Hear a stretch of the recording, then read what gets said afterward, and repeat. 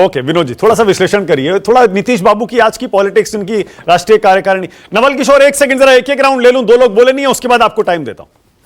विनोद जी थोड़ा विश्लेषण करिए, नीतीश कुमार की ये नया कार्यकारी अध्यक्ष बनाना और ये 3 डिमांड्स राष्ट्रीय कार्यकारिणी में केंद्र सरकार के सामने रख देना, क्या स्ट्रेटजी है नीतीश कुमार की? देखिए, एक तो नीतीश जी के साथ क्या रहता है कि नीतीश जी की स्ट्रेटजी तो वही जानते हैं, कोई दूसरा नहीं जानता नीतीश जी की स्ट्रेटजी।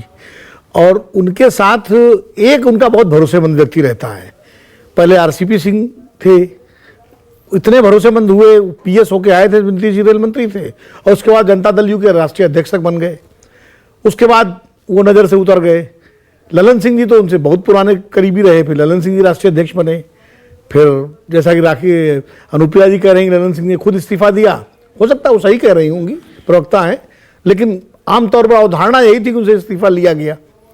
और उसके बाद नीतीश जी अध्यक्ष बने। नहीं, मैंने कह दिया कि आप सही कह रही हैं, मैं तो खाली अवधारणा की बात कर रहा हूँ अनुप्रिया जी। मैं, आप सर हिला रही हैं तो मैं आपकी बात को काट नहीं रहा हूँ, मैं ये जो परसेप्शन था मैं वो कह रहा हूँ। नॉर्मल हो सकता है आप सही कह रही हैं, उन्होंने अपनी इच्छा से इस्तीफा दिया होगा। ज़्यादातर नेता इस्तीफा अपनी इच्छा से ही देते हैं, क्योंकि उनको कहा जाता है कि अपनी इच्छा से इस्तीफा दे दीजिए।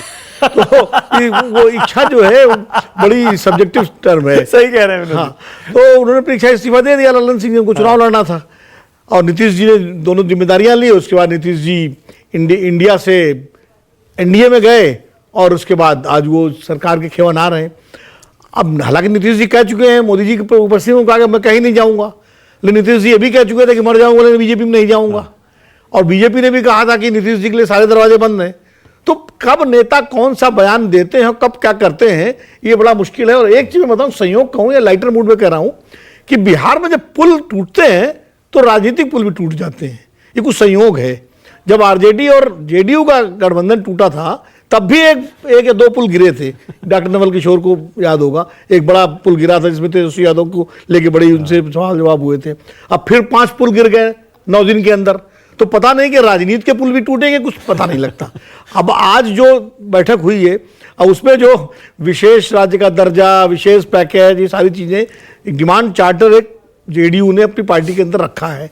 अब हो सकता है इसके अगले स्टेप ग्रुप में नीतीश जी ये कैबिनेट में पास करा दें, क्योंकि जब राज्य कोई डिमांड करता है तो पार्टी डिमांड नहीं करती, सरकार डिमांड करती है। और सरकार में मुख्यमंत्री नीतीश कुमार जी हैं, जेडीयू बीजेपी गठबंधन सरकार है, तो इसका महत्व तब होगा इन मांगों का।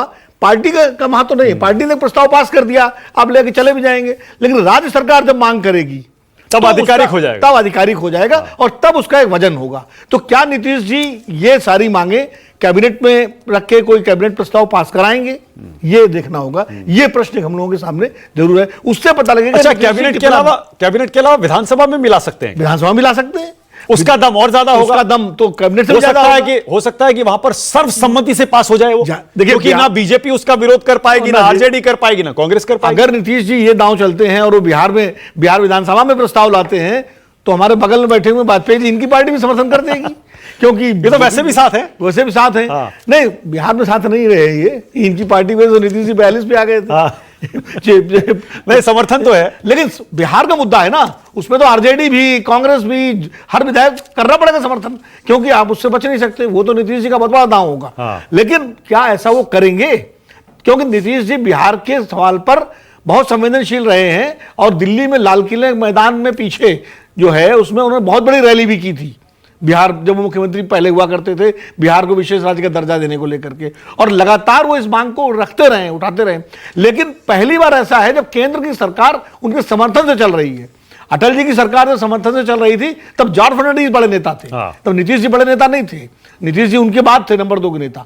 आज नीतीश जी जेडीयू के सर्वोच्च नेता है और केंद्र की सरकार नीतीश जी के समर्थन से चल रही है। तो आज उनके सामने बिहार के मांगों को लेकर, बिहार के हितों को लेकर के केंद्र पर दबाव डालने का सबसे बेहतरीन और सबसे ज्यादा मौका है। तो वो कितनी गंभीरता दिखाते हैं, क्योंकि विधानसभा के चुनाव भी अगले साल, इसीलिए चर्चा चल रही है कि इसी साल भी हो सकते हैं विनोद जी चुनाव। देखिए, ऐसा तो नहीं कि नीतीश कुमार उसी की भूमिका बना रहे हैं। देखिए, जो मेरी सूचना है रही है कि आरजेडी और जेडीयू के बीच में एक मुद्दा यह भी था विवाद का कि नीतीश जी लोकसभा के साथ विधानसभा के चुनाव चाहते थे, लेकिन आरजेडी तैयार नहीं था। बीजेपी नहीं, मैं जब ये इंडिया गठबंधन के अच्छा, जब साथ में थे, जब सात तब की मैं बात कर रहा हूं, क्योंकि आरजेडी के हैं 77 विधायक, नीतीश जी के 42 विधायक। नीतीश जी अनकंफर्टेबल महसूस करते हैं। आदमी वो मतलब भले मुख्यमंत्री हो और तब भी मुख्यमंत्री थे, लेकिन जूनियर पार्टनर के पर अब तो बाजी बदल गई ना, नहीं, बाजी तो पलट गई है। इस बार तो 12 सीटें आई हैं जेडीयू की। नहीं, 12 तो आई हैं, 16 की 12 होंगे ना, 4 तो कम हो गई ना। हाँ, लेकिन 42 के मुकाबले तो ज्यादा है। नहीं, अगर आज चुनाव हो जाए हाँ। तो नीतीश कुमार की सीटें 42 से बढ़ के 70 के आसपास जा सकती है। इसीलिए नीतीश जी चाहते हैं विधानसभा के चुनाव अक्टूबर में, जब महाराष्ट्र, हरियाणा और हाँ। इसके होने हैं। मतलब अब मुझसे नीतीश जी ने नहीं कहा, लेकिन जो चर्चा राजनीतिक क्षेत्रों में यही है, बिहार के हमारे पत्रकार मित्र और राजनेता कहते हैं कि नीतीश जी जल्दी कराना चाहते हैं चुनाव। तो हो सकता है आज का जो जेडीयू की कार्यकारिणी हुई है हाँ। और ये जो प्रस्ताव पारित हुए हैं, तो कोई ये भूमिका ये भी बन रही हो कि बिहार विधानसभा का चुनाव जल्दी करा दिया जाए। हो सकता है बीजेपी आपने बड़ी एक इंटरेस्टिंग बात छेड़ी अभी, वाजपेयी जी उस पर